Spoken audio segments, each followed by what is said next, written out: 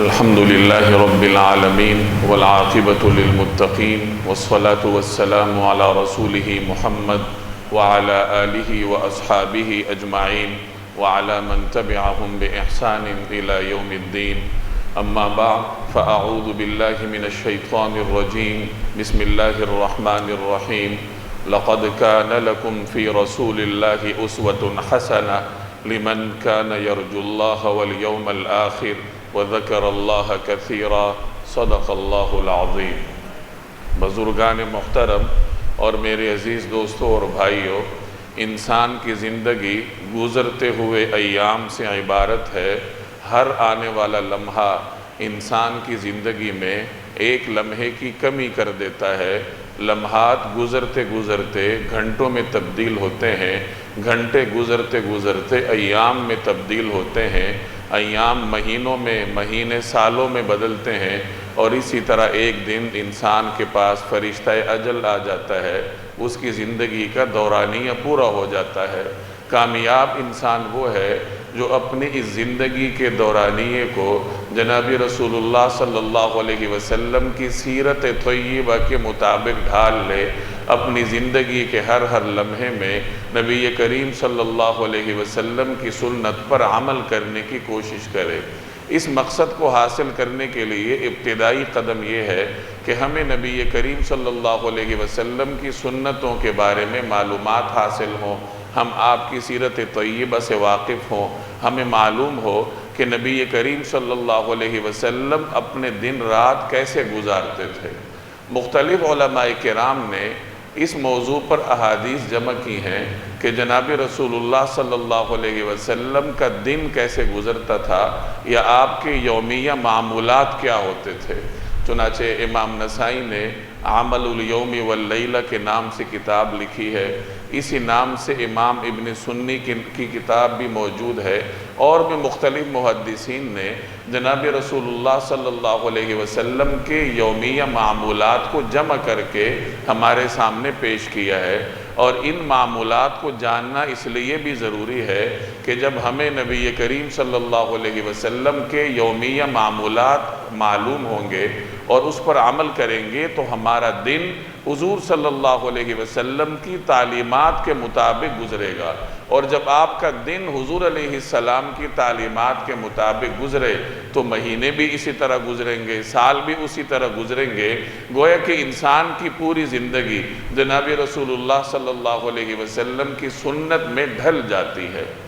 نبی کریم صلی اللہ علیہ وسلم کے بارے میں مختلف روایات میں آتا ہے کہ آپ صلی اللہ علیہ وسلم آدھی رات گزرنے کے بعد بیدار ہو جایا کرتے تھے، اور وضو کا اہتمام فرماتے تھے، مسواک کرتے تھے.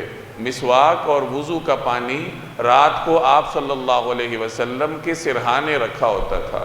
چنانچہ جب آپ بیدار ہوتے تو طہارت فرماتے، مسواک فرماتے، اور وضو کرنے کے بعد پھر رات کے آخری ایک تہائی حصے میں آپ صلی اللہ علیہ وسلم قیام اللیل کا اہتمام فرماتے تھے.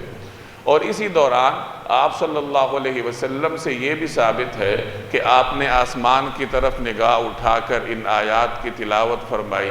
ان فی خلق السماوات والارض واختلاف اللیل والنہار لآیات لأولی الالباب. چنانچہ ایک روایت میں آتا ہے کہ نبی کریم صلی اللہ علیہ وسلم ایک مرتبہ بیدار ہوئے اور آپ صلی اللہ علیہ وسلم نے آسمان کی طرف نگاہ اٹھا کر ان آیات کی تلاوت فرمائی. ان آیات میں اللہ تبارک و تعالیٰ کی ربوبیت اور اللہ کی بڑائی کا بیان ہے. تو اگر کوئی آدمی صبح اٹھتے ہی آسمان کی طرف نگاہ اٹھا کر ان آیات کا مفہوم ذہن میں رکھتے ہوئے اس کی تلاوت کرے تو دن کے آغاز سے ہی اس کے دل و دماغ میں اللہ کی بڑائی رچ بس جائے گی، اور پھر پورا دن اس کا اللہ تبارک و تعالیٰ کی اطاعت میں گزرے گا. تو آپ صلی اللہ علیہ وسلم رات کے آخری ایک تہائی حصے میں قیام اللیل کی ادائیگی کا اہتمام فرماتے تھے. تہجد آپ علیہ السلام اس قدر پابندی سے ادا فرماتے تھے کہ قیام میں تو پڑھتے ہی پڑھتے تھے، سفر میں بھی آپ علیہ السلام تہجد کا اہتمام فرماتے تھے. یہاں تک کہ غزوہ بدر کی رات جب اگلے دن کفر اور اسلام کا پہلا معرکہ ہونے کو تھا اور کچھ معلوم نہیں تھا کہ کل کیا ہونے جا رہا ہے۔ تو ایسے وقت میں بھی جب دیگر صحابہ کرام کچھ سستا رہے تھے، آرام فرما رہے تھے، کل ایک بڑا مارکہ درپیش تھا، تو اس رات بھی نبی کریم صلی اللہ علیہ وسلم نے اپنے تہجد کا معمول ترک نہیں فرمایا۔ روایت میں آتا ہے کہ دیگر صحابہ آرام فرما رہے تھے اور آپ صلی اللہ علیہ وسلم ایک درخت کے نیچے کھڑے ہو کر قیام اللیل کا اہتمام فرما رہے تھے، تہجد ادا کر رہے تھے۔ تو رات کے آخری ایک تہائی حصے میں آپ صلی اللہ علیہ وسلم کا یہی معمول تھا کہ قیام اللیل کی ادائیگی فرماتے تھے، اور اس کے بعد اذان فجر تک کچھ دیر آرام فرماتے تھے۔ نبی کریم صلی اللہ علیہ وسلم کی ایک روایت کا مفہوم ہے کہ سب سے بہترین قیام اللہ کے نبی حضرت داؤد کا قیام ہے، اور حضرت داؤد علیہ السلام کا قیام بھی اسی طرح ہوتا تھا کہ رات کے آخری حصے میں قیام فرماتے تھے، اور پھر بالکل اخیر میں یعنی رات کے چھٹے حصے میں حضرت داؤد علیہ السلام آرام فرماتے تھے۔ آپ صلی اللہ علیہ وسلم کا بھی یہی معمول تھا کہ رات کے اخیر حصے میں آخری ایک تہائی میں قیام اللیل کی ادائیگی کے بعد پھر اس کے بعد نماز فجر تک کچھ دیر کے لیے نبی کریم صلی اللہ علیہ وسلم آرام فرمایا کرتے تھے۔ جب اذان ہوتی تھی تو اذان کے بعد آپ صلی اللہ علیہ وسلم فجر کی 2 سنتیں ادا فرماتے تھے، اور یہ 2 رکعت آپ صلی اللہ علیہ وسلم ہلکی پھلکی پڑھتے تھے۔ ہلکی ہونے کا مطلب مختصر پڑھتے تھے، یہاں تک کہ حضرت عائشہ فرماتی ہیں کہ مجھے حیرت ہوئی کہ نہ جانے نبی کریم صلی اللہ علیہ وسلم کی سورہ فاتحہ بھی مکمل ہوتی ہے یا نہیں، یعنی چونکہ آپ کی نمازیں عام طور پر طویل ہوتی تھیں اور یہ 2 رکعتیں اس قدر مختصر ہوتی تھیں کہ اب عائشہ رضی اللہ تعالی عنہ کو تعجب ہوا۔ حضرت عبداللہ ابن عمر رضی اللہ تعالی عنہ یہ حضور علیہ السلام کی سنت پر عمل کرنے میں ایک خاص ذوق رکھتے تھے۔ ان کو یہ تجسس ہوا کہ حضور صلی اللہ علیہ وسلم فجر کی سنتوں میں کیا پڑھتے ہیں، تو کہا جاتا ہے کہ مہینہ بھر کا تجسس وہ کرتے رہے کہ کسی طریقے سے مجھے معلوم ہو کہ آپ صلی اللہ علیہ وسلم فجر کی سنتوں میں کون سی صورتیں پڑھتے ہیں، اور پھر انہیں معلوم ہوا تو انہوں نے پھر ہمارے لیے اس کو بیان فرمایا۔ چنانچہ حضرت عبداللہ ابن عمر کی روایت ہے کہ نبی کریم صلی اللہ علیہ وسلم نماز فجر کی 2 سنتوں میں پہلی رکعت میں سورۃ الکافرون پڑھتے تھے اور دوسری رکعت میں سورہ اخلاص پڑھا کرتے تھے۔ اب آپ دوبارہ اس کو اسی تناظر میں دیکھیں جو میں نے پہلے عرض کیا کہ دن کا آغاز آپ کا اللہ کی وحدانیت سے ہونا چاہیے۔ ان فی خلق السماوات والارض واختلاف اللیل والنہار سورہ آل عمران کی آخری آیات ہیں، اور اس میں بھی اللہ کی وحدانیت کا بیان ہے، اللہ کی نشانیوں کا بیان ہے۔ تو کوئی آدمی اٹھتے ہی آسمان کی طرف نگاہ اٹھا کر یہ آیات پڑھے تو اس کے دل و دماغ میں اللہ کی بڑائی بیٹھے گی۔ پھر جب فجر کی سنتیں پڑھے تو پہلی رکعت میں سورہ کافرون پڑھے۔ سورہ کافرون کا مفہوم کیا ہے؟ لا اعبد ما تعبد، کہ یہ مشرکین جن چیزوں کی عبادت کرتے ہیں میں اس کی عبادت نہیں کرتا۔ گویا کہ ہر قسم کے کفر اور شرک کی نفی اس صورت میں موجود ہے۔ تو آپ پہلی رکعت میں یہ سورت پڑھ کر گویا کہ ہر قسم کے کفر اور شرک کی نفی کر دیتے ہیں، اور دوسری رکعت میں سورہ اخلاص پڑھ کر اللہ تبارک و تعالیٰ کی وحدانیت کا اقرار کرتے ہیں۔ تو اس طریقے سے اگر کوئی آدمی اس طریقہ کار پر عمل کرے اور شعوری طریقے سے عمل کرے، یہ نہ ہو کہ اسے پتہ ہی نہ ہو کہ میں کیا پڑھ رہا ہوں، اسے معلوم ہونا چاہیے کہ میں سورہ کافرون پڑھ رہا ہوں پہلی رکعت میں تو اس کا مفہوم کیا ہے، اور سورہ اخلاص پڑھ رہا ہوں تو اس کا مفہوم کیا ہے۔ اور جب اللہ کو ایک مان لیا، اللہ کے سوا ہر چیز کی نفی میں نے کر لی، تو اب باقی دن میں نے کس طرح گزارنا ہے، اس کا تقاضا کیا ہے۔ تو جب اس طریقہ کار کے مطابق ایک آدمی دن کا آغاز کرے تو اس کا پورا دن اللہ تبارک و تعالیٰ کی اطاعت میں گزرتا ہے۔ تو حضرت ابن عمر کی روایت کا مفہوم ہے کہ نبی کریم صلی اللہ علیہ وسلم کا یہ معمول تھا کہ آپ علیہ السلام فجر کی سنتوں کی پہلی رکعت میں سورہ کافرون پڑھتے تھے اور دوسری رکعت میں سورہ اخلاص پڑھتے تھے۔ فجر کی سنتوں کے بعد آپ صلی اللہ علیہ وسلم دائیں کروٹ پر تھوڑی دیر لیٹ جاتے تھے، تھوڑی دیر آرام فرماتے تھے، پھر حضرت بلال آ کر نماز کی اطلاع دیتے تھے تو نبی کریم صلی اللہ علیہ وسلم فجر کی نماز کے لیے مسجد تشریف لے جاتے۔ روایات میں آتا ہے کہ نماز فجر میں آپ صلی اللہ علیہ وسلم عام طور پر 60 سے لے کر 100 تک کی آیات کی تلاوت فرماتے۔ نماز فجر کے بعد نبی کریم صلی اللہ علیہ وسلم اپنی جائے نماز پر تشریف فرما ہوتے، صحابہ کرام آپ کے ارد گرد جمع ہوتے، اور اب آپ صلی اللہ علیہ وسلم کی مجلس لگا کرتی تھی۔ اس میں نبی کریم صلی اللہ علیہ وسلم صحابہ سے پوچھتے کہ تم میں سے کسی نے رات کو کوئی خواب تو نہیں دیکھا؟ کسی نے خواب دیکھا ہوتا وہ عرض کر دیتا، آپ صلی اللہ علیہ وسلم اس کی تعبیر ارشاد فرماتے۔ اگر حضور علیہ السلام نے کوئی خواب دیکھا ہوتا تو آپ صحابہ کے سامنے بیان فرماتے، اس کی تعبیر ارشاد فرماتے۔ اگر رات کو کوئی وحی اتری ہوتی تو صبح اسی مجلس میں آپ صلی اللہ علیہ وسلم صحابہ کرام کو اس وحی کی تعلیم دیتے۔ اسی مجلس میں صحابہ کرام نبی کریم صلی اللہ علیہ وسلم کے ساتھ گفتگو بھی کرتے تھے۔ آپ اس کو گپ شپ کا عنوان بھی دے سکتے ہیں۔ بعض صحابہ کے بارے میں آتا ہے کہ وہ نبی کریم صلی اللہ علیہ وسلم کو کوئی قصہ سناتے تھے، یا اسی مجلس میں زمانے جاہلیت کے واقعات میں سے کوئی واقعہ سناتے تھے، کوئی اشعار سناتے تھے۔ بعض اوقات اس میں ہنسی مزاح بھی ہوتا تھا، صحابہ کرام بھی ہنستے تھے اور نبی کریم صلی اللہ علیہ وسلم بھی مسکراتے تھے۔ اسی مجلس میں مدینہ طیبہ کے رہائشیوں کے خادمین حاضر ہوتے اور ہاتھ میں کوئی برتن لے کر آتے، برتن میں پانی ہوتا تو نبی کریم صلی اللہ علیہ وسلم اس پانی میں اپنا دست اقدس ڈال دیتے۔ صحابہ کرام نبی کریم صلی اللہ علیہ وسلم کے آثار سے تبرک حاصل کرتے تھے، تو تبرک کے لیے وہ پانی حاضر کرتے، آپ صلی اللہ علیہ وسلم اس میں دست اقدس ڈال دیتے، پھر وہ سب پانی بعد میں صحابہ کرام دن بھر استعمال کرتے ہوں گے۔ سخت سردیوں میں بھی اگر کوئی صحابی پانی کا برتن لے کر حاضر ہوتا تو اس کی دلجوئی کے لیے سرد موسم میں بھی آپ صلی اللہ علیہ وسلم اس کے برتن میں پانی میں ہاتھ ڈال دیا کرتے تھے۔ اس طرح آپ علیہ السلام صحابہ کی دلجوئی فرماتے تھے۔ اشراق تک یہ مجلس چلتی تھی۔ جب سورج طلوع ہوتا تھا، تھوڑا بلند ہوتا تھا، تو جناب رسول اللہ صلی اللہ علیہ وسلم 2 رکعت نماز اشراق ادا فرماتے تھے۔ اس کے پھر تھوڑی دیر کے بعد آپ صلی اللہ علیہ وسلم 4 رکعت نماز ادا فرماتے تھے، جس کو چاشت کہا جاتا ہے۔ چنانچہ سیدنا علی رضی اللہ تعالی عنہ کی روایت کا مفہوم ہے کہ ان سے کسی نے عرض کیا کہ ہمیں رسول اللہ صلی اللہ علیہ وسلم کے دن کے معمول کے بارے میں بتائیے، تو حضرت علی رضی اللہ تعالی عنہ نے فرمایا کہ جب سورج طلوع ہوتا تھا تو آپ صلی اللہ علیہ وسلم 2 رکعت نماز ادا فرماتے تھے، پھر تھوڑی دیر مہلت فرمانے کے بعد پھر آپ صلی اللہ علیہ وسلم 4 رکعت نماز ادا فرماتے تھے۔ یہاں ایک بات سمجھ لیجئے کہ حدیث میں اس کے لیے صلاۃ الضحیٰ کا لفظ استعمال ہوا ہے، اور اس کا اطلاق ان دونوں نمازوں پہ ہوتا ہے جسے ہم اشراق بھی کہتے ہیں، چاشت بھی کہتے ہیں۔ صلاۃ الضحیٰ کا وقت یہ جب سورج طلوع ہوتا ہے اس کے تھوڑی دیر کے بعد، کوئی 20 منٹ کے بعد شروع ہوتا ہے، اور زوال تک یہ ضحیٰ کی نماز کا وقت باقی رہتا ہے۔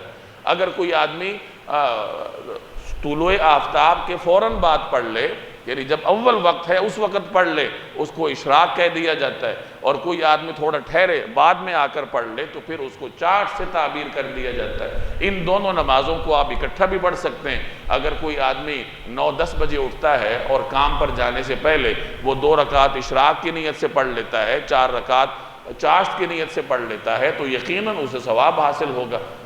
مختلف روایات میں ان نمازوں کی بڑے فضائل مذکور ہیں۔ چنانچہ ایک روایت میں آتا ہے کہ اگر کوئی آدمی فجر کی نماز جماعت کے ساتھ پڑھے اور اس کے بعد اپنی جگہ پر بیٹھا رہے، ذکر اذکار کرتا رہے یہاں تک کہ سورج طلوع ہو جائے اور نماز کا وقت ہو جائے، تو وہ اشراق کے 2 نوافل ادا کر لے تو اسے مقبول حج اور عمرے کا ثواب ملتا ہے۔ نبی کریم صلی اللہ علیہ وسلم نے 3 مرتبہ فرمایا کہ مکمل اور مکمل حج اور عمرے کا ثواب اس کو ملتا ہے۔ اب اس میں زیادہ سے زیادہ آدھا گھنٹہ لگتا ہے۔ اگر کوئی آدمی فجر کی نماز جماعت کے ساتھ پڑھے تو اس کے بعد 15 یا 20 منٹ کے بعد سورج طلوع ہو جاتا ہے، تو 10-15 منٹ اور انتظار کر لے، تو آدھا گھنٹہ اگر کوئی آدمی یہ محنت کر لے، اس دوران ذکر اذکار کرتا رہے، اپنی جگہ پر بیٹھا رہے، تو اس آدھے گھنٹے کی محنت کے نتیجے میں اللہ تبارک و تعالیٰ اس کے نامہ اعمال میں مقبول حج اور عمرے کا ثواب لکھ دیتا ہے۔ ایک اور روایت کا مفہوم ہے کہ جو آدمی اسی طرح کرے، یعنی فجر کی نماز پڑھے اور اس کے بعد ذکر اذکار کرتا رہے، اشراق کے وقت 2 رکعت نفل پڑھ لے، تو اللہ تعالیٰ اس کے تمام گناہوں کو معاف فرما دیتا ہے، چاہے وہ سمندر کی جھاگ کے برابر کیوں نہ ہو۔ تو آدھے گھنٹے کی محنت ہے اور تمام گناہوں کی معافی کا اعلان ہے، اور حج اور عمرے، مقبول حج اور عمرے کے ثواب کا اعلان اللہ کی جانب سے ہے۔ اسی طرح ایک اور روایت میں آتا ہے کہ جب کوئی آدمی صبح اٹھتا ہے تو اس کے ہر جوڑ کے بدلے میں اس کے اوپر صدقہ ہوتا ہے۔ چنانچہ اب صدقہ کیسے ادا کرنا ہے تو اس کی بھی تفصیل روایت میں موجود ہے کہ لا الہ الا اللہ کہنا صدقہ ہے، سبحان اللہ، الحمدللہ، اللہ اکبر یہ کہنا صدقہ ہے، کسی کو بھلائی کی تلقین کر دینا صدقہ ہے، کسی کو برائی سے روکنا یہ بھی صدقہ ہے۔ اور مزید فرمایا کہ اگر کوئی آدمی ضحیٰ کی 2 رکعتیں پڑھ لے تو وہ اس کے تمام جوڑوں کی طرف سے بطور صدقے کے کافی ہیں۔ تو یہ صلاۃ الضحیٰ کی ادائیگی کے فوائد ہیں جو کہ ان روایات میں جناب رسول اللہ صلی اللہ علیہ وسلم نے بیان فرمائے ہیں۔ صلاۃ الضحیٰ کی ادائیگی کے بعد اب جناب رسول اللہ صلی اللہ علیہ وسلم اپنے دیگر معمولات کی انجام دہی کی طرف متوجہ ہوتے تھے۔ اب معمولات انجام دینے سے پہلے آپ صلی اللہ علیہ وسلم گھر تشریف لے جاتے اور ازواج مطہرات سے پوچھتے کہ کچھ کھانے کو ہے، اگر کچھ ہوتا تو آپ تناول فرما لیتے، آپ اس کو ناشتے کا عنوان دے سکتے ہیں، اور اگر کچھ نہ ہوتا تو آپ فرماتے کہ میں روزے سے ہوں۔ حضرت عائشہ رضی اللہ تعالی عنہ کی روایت ہے کہ نبی کریم صلی اللہ علیہ وسلم میرے ہاں تشریف لاتے اور پوچھتے کہ کچھ کھانے کو ہے، تو اگر میں جواب دیتی کہ کچھ نہیں ہے تو آپ فرماتے کہ انی صائم، پھر میں روزے سے ہوں، یعنی پھر آپ روزے کی نیت فرما لیتے۔ چونکہ سحری کے بعد سے اب تک کچھ تناول نہ فرمایا ہوتا تو اب آپ صلی اللہ علیہ وسلم پھر روزے کی نیت فرما لیتے۔ اب اس کے بعد نبی کریم صلی اللہ علیہ وسلم دیگر معمولات کی طرف متوجہ ہوتے۔ کسی کے ہاں آنا جانا ہوتا، کسی کے ساتھ وعدہ فرمایا ہوتا، اس کے ہاں تشریف لے جاتے، کوئی لشکر روانہ کرنا ہوتا تو روانہ فرماتے، کوئی مہم درپیش ہوتی تو اشراق کے بعد صلاۃ الضحیٰ کے بعد آپ صلی اللہ علیہ وسلم اس مہم کی طرف متوجہ ہوتے، یہاں تک کہ دوپہر کا وقت ہو جاتا۔ دوپہر کے وقت نبی کریم صلی اللہ علیہ وسلم کا قیلولہ کرنے کا معمول تھا۔ قیلولہ دوپہر تھوڑا سا آرام کرنے کو کہتے ہیں، سستانے کو، کہ تھوڑی دیر آدمی سستا لے، اور اس کے فضائل بیان فرمائے ہیں، اس کی تاکید بیان فرمائی گئی ہے۔ چنانچہ ایک روایت میں آتا ہے کہ قیلو فإن الشیاطین لا تقیل، قیلولہ کیا کرو کیونکہ شیاطین قیلولہ نہیں کرتے، انسان کو قیلولہ کرنا چاہیے۔ اور ایک اور روایت میں آتا ہے کہ رات کی نماز پر قیلولے کے ذریعے قوت حاصل کرو۔ آدمی جب قیلولہ کرتا ہے تو پھر وہ تازہ دم ہو جاتا ہے، پھر باقی دن اس کے معمولات بھی اچھی طرح گزرتے ہیں، اور رات کو وہ نماز بھی سکون سے کے ساتھ پڑھتا ہے۔ اور اگر وہ قیلولہ نہ کرے، سارا دن کام کاج میں لگا رہے، تو 12-1 بجے کے بعد اس کا دماغ کام کرنا چھوڑ دیتا ہے۔ دفاتر میں جو مسلسل کام کرتے ہیں 8 بجے سے لے کے 4-5 بجے تک، تو 1-2 بجے کے بعد کوئی آدمی کوئی کام نہیں کرتا، بس ویسے کرسیوں پر بیٹھ کر خانہ پوری کرتے ہیں۔ ہاں اگر قیلولہ کر لیا جائے، چاہے 5 منٹ کا ہی کیوں نہ ہو، تھوڑی دیر کے لیے سستا لیا جائے، تو پھر اس کے بعد آدمی تازہ دم ہو جاتا ہے۔ کرسی پر بیٹھ کر بھی سستایا جا سکتا ہے، تو تھوڑی دیر آرام کرنے کے بعد انسانی دماغ تازہ دم ہو جاتا ہے، اور اس کے بعد وہ کام کاج پھر سکون کے ساتھ انجام دے سکتا ہے۔ نبی کریم صلی اللہ علیہ وسلم عام طور پر حضرت ام سلیم رضی اللہ تعالی عنہ کے ہاں قیلولہ فرمایا کرتے تھے۔ یہ حضرت انس رضی اللہ تعالی عنہ کی والدہ تھی، اور نبی کریم صلی اللہ علیہ وسلم کے ساتھ ان کا قریبی رشتہ تھا۔ بعض حضرات فرماتے ہیں کہ یہ آپ صلی اللہ علیہ وسلم کی رضائی خالہ تھی، کچھ حضرات فرماتے ہیں کہ یہ حضرت عبد المطلب یا آپ کے والد ماجد حضرت عبداللہ کی نسبت سے آپ صلی اللہ علیہ وسلم کے ساتھ رشتہ رکھتی تھیں، تو یہ آپ علیہ السلام کی محرم رشتہ دار تھیں۔ ان کے ہاں نبی کریم صلی اللہ علیہ وسلم دوپہر کو آرام فرماتے تھے، یہ آپ کے لیے بستر بچھاتی، آپ اس پہ قیلولہ فرماتے، اور اسی بستر پر جناب رسول اللہ صلی اللہ علیہ وسلم کے مبارک پسینے کے اگر کچھ مبارک قطرات ہوتے تو حضرت ام سلیم ان کو شیشی میں جمع کیا کرتی تھی۔ چنانچہ ان کے پاس ایک شیشی میں جناب رسول اللہ صلی اللہ علیہ وسلم کا مبارک پسینہ موجود تھا، اور اس میں ایسی خوشبو تھی جو شاید ہی کبھی کسی انسان نے عام خوشبوؤں میں ملاحظہ کی ہو۔ کبھی کبھار حضرت ام سلیم کی بہن حضرت ام حرام کے ہاں بھی آپ علیہ السلام قیلولہ فرماتے تھے۔ جب آپ کبھی قباء تشریف لے جاتے تو راستے میں حضرت ام حرام کے ہاں قیلولہ فرماتے، اور وہاں آپ علیہ السلام سے کھانا تناول فرمانا بھی ثابت ہے، گویا کہ کھانا تناول فرماتے اس کے بعد قیلولہ فرماتے۔ یہی صحابہ کرام کا عام معمول تھا کہ دوپہر کو کھانا کھاتے، اس کے بعد قیلولہ کیا کرتے تھے، پھر ظہر کی نماز کے لیے جاتے تھے۔ جمعے کے دن معاملہ برعکس ہوتا کہ پہلے جمعہ ادا ہوتا تھا، اس کے بعد کھانا کھایا جاتا تھا اور پھر اس کے بعد قیلولہ کیا جاتا تھا۔ تو قیلولہ کرنے کے بعد جناب رسول اللہ صلی اللہ علیہ وسلم پھر ظہر کی نماز کے لیے تشریف لے جاتے۔ ظہر کی نماز سے پہلے آپ علیہ السلام کا معمول تھا کہ 4 رکعت سنتوں کی ادائیگی فرماتے تھے، اور اس کے بڑے فضائل ہیں۔ چنانچہ ایک روایت میں آتا ہے کہ جو آدمی ظہر سے پہلے 4 رکعت سنت پڑھ لے تو گویا کہ اس نے تہجد کی 4 رکعت پڑھی۔ تو 4 رکعت سنت ادا فرماتے، پھر ظہر کی نماز کی امامت فرماتے۔ نماز ظہر کے بعد آپ علیہ السلام مختلف وفود سے ملاقات فرماتے تھے۔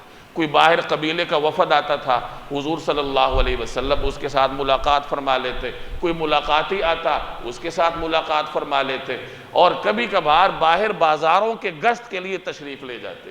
مدینہ طیبہ میں مسلمانوں کا اپنا بازار تھا، تو ظہر کے بعد نبی کریم صلی اللہ علیہ وسلم وہاں تشریف لے جاتے، بھاؤ تاؤ کی جانچ پڑتال کرتے، مسلمانوں کے خرید و فروخت کے معاملات کو دیکھتے، اور خرید و فروخت سے تعلق رکھنے والے احکامات بھی اس موقع پر آپ صلی اللہ علیہ وسلم تجار کو، خرید و فروخت کرنے والے لوگوں کو بتاتے۔ عصر کی نماز سے پہلے آپ صلی اللہ علیہ وسلم 4 رکعت نوافل کی ادائیگی فرماتے تھے، اور آپ نے اس کی فضیلت بیان فرمائی۔ چنانچہ ایک روایت میں آتا ہے کہ اللہ تعالیٰ اس شخص پر رحم کرے جو کہ عصر کی نماز سے پہلے 4 رکعت کی ادائیگی کرتا ہے۔ عصر کے فرائض کی امامت فرماتے۔ عصر کی نماز کے بعد عموماً آپ صلی اللہ علیہ وسلم صحابہ کرام کو کوئی خطبہ ارشاد فرماتے۔ صحابہ سے کوئی اجتماعی بات کرنی ہوتی، صحابہ کو اگر جمع کرنا ہوتا تو عصر کی نماز کے بعد کا وقت اس کام کے لیے تھا کہ صحابہ کو عمومی طور پر اجتماعی وعظ و نصیحت فرما لیا کرتے تھے۔ اگر اجتماعی وعظ و نصیحت کا موقع نہ ہوتا یا ضرورت نہ ہوتی تو نبی کریم صلی اللہ علیہ وسلم ازواج مطہرات کے ہاں تشریف لے جاتے۔ پابندی کے ساتھ ہی آپ کا معمول تھا کہ عصر کی نماز کے بعد آپ صلی اللہ علیہ وسلم ازواج مطہرات کے گھروں میں تشریف لے جاتے۔ تمام حجروں میں تمام ازواج مطہرات کے پاس تھوڑی تھوڑی دیر رکتے، ان کے مزاج پرسی فرماتے، ان کی ضروریات معلوم کرتے۔ حضرت عائشہ سے پوچھا گیا کہ نبی کریم صلی اللہ علیہ وسلم کا گھر میں کیا معمول تھا؟ تو حضرت عائشہ نے فرمایا یکون فی محنت اہلہ، کہ آپ صلی اللہ علیہ وسلم اپنے اہل و عیال کے کام کاج میں مصروف ہوتے۔ اور دیگر روایات کا مفہوم ہے کہ گھر میں آپ صلی اللہ علیہ وسلم جب ہوتے تو بکری کا دودھ دوہنا ہوتا وہ دوہ لیتے، کپڑوں کو سینا ہوتا، کوئی جوڑ لگانا ہوتا تو وہ لگا لیتے، جوتے کی مرمت فرما لیتے۔ گھریلو جو معاملات ہیں نبی کریم صلی اللہ علیہ وسلم ان کی انجام دہی میں ازواج مطہرات کے ساتھ تعاون فرماتے تھے۔ مغرب کی جب اذان ہوتی تو جناب رسول اللہ صلی اللہ علیہ وسلم مسجد تشریف لاتے، اور مغرب کی نماز میں عام طور پر چھوٹی صورتیں تلاوت فرمانے کا معمول تھا۔ کبھی کبھار کوئی لمبی صورت بھی تلاوت فرما لیتے، چنانچہ سورہ مرسلات اور سورہ طور کی تلاوت بھی مغرب کی نماز میں آپ سے ثابت ہے، لیکن معمول یہی تھا کہ مغرب کی نماز میں آپ صلی اللہ علیہ وسلم چھوٹی صورتیں جنہیں قصار کہا جاتا ہے ان کی تلاوت فرماتے تھے۔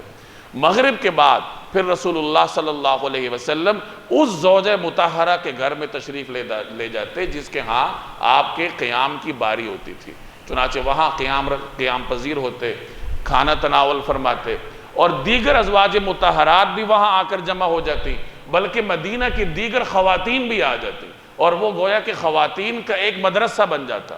اس میں نبی کریم صلی اللہ علیہ وسلم خواتین کو واعظ و نصیحت فرماتے، کسی خاتون کو بیعت کرنا ہوتا اس کو بیعت فرماتے، خواتین کے مسائل کا جواب دیتے، اور یہ سلسلہ عشاء کی نماز تک چلتا رہتا۔ عشاء کی نماز کے وقت نبی کریم صلی اللہ علیہ وسلم مسجد تشریف لاتے، عشاء کی نماز کی امامت فرماتے، اس کے بعد جہاں آپ کا قیام ہوتا اس حجرے میں تشریف لے جاتے تھے، اور پھر روایت میں آتا ہے کہ 4 رکعت نماز پڑھتے تھے، اور پھر آپ علیہ السلام سونے کے لیے بستر پر تشریف لے جاتے تھے۔ عشاء کی نماز کے بعد جناب رسول اللہ صلی اللہ علیہ وسلم بات چیت کرنے کو ناپسند فرماتے تھے، اور عشاء کے بعد آپ صلی اللہ علیہ وسلم کا جو معمول تھا وہ یہی تھا کہ بستر پر تشریف لے جاتے اور آرام فرماتے، پھر آدھی رات کو اٹھ کے رات کے آخری ایک تہائی حصے میں نماز تہجد کی ادائیگی کا اہتمام فرماتے تھے۔ تو یہ جناب رسول اللہ صلی اللہ علیہ وسلم کا دن بھر کا معمول ہے۔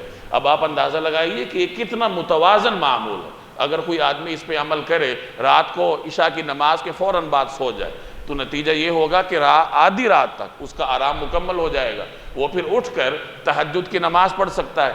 اب اگر تہجد کے بعد فجر سے پہلے آدمی آرام نہ کرے تو بسا اوقات فجر کی نماز کے وقت طبیعت پر بوجھل پن ہوتا ہے۔ تو حضور علیہ السلام کی سنت یہی ہے کہ تہجد کے بعد تھوڑی دیر آپ آرام فرماتے تھے، اس کے بعد اشراق تک مسجد میں اگر کوئی آدمی رہے، اللہ کو راضی کرے، اس کے بعد اپنے دنیاوی کام کاج کرے، اور یہ کام کاج کا سلسلہ چلتا رہے عصر کی نماز تک۔ عصر سے لے کر عشاء تک نبی کریم صلی اللہ علیہ وسلم ازواج مطہرات کو اپنے گھریلو معاملات کے لیے وقت نکالتے تھے۔ تو یہی معمول ہمارا بھی ہونا چاہیے کہ عصر کی نماز کے بعد رات تک آدمی دیگر امور میں اپنے آپ کو مصروف کرنے کی بجائے گھریلو معاملات پر توجہ دے۔ اور ہمارے ہاں جس چیز کی کمی ہے وہ یکسوئی ہے، آدمی یکسو نہیں ہوتا۔ ایک آدمی گھر میں ہے، شام کو رات کو گھر والوں کے ساتھ بیٹھ کر کھانا کھا رہا ہے، توجہ اس کی موبائل کی طرف ہے، اور کوئی میسج آ رہا ہے، سوشل میڈیا پر مصروف ہے۔ یکسوئی کے ساتھ گھر والوں کو آج کل عام طور پر عمومی طور پر وقت نہیں دیا جاتا، پھر اس کا نتیجہ ہوتا ہے میاں بیوی میں ناچاقیاں ہوتی ہیں، بچے والدین سے دور ہو جاتے ہیں۔ تو بہرحال یہ میں نے مختصر الفاظ میں نبی کریم صلی اللہ علیہ وسلم کے دن بھر کے معمولات بیان کرنے کی کوشش کی ہے۔ اللہ تبارک و تعالی عمل کرنے کی توفیق دے۔ وما علینا الا البلاغ۔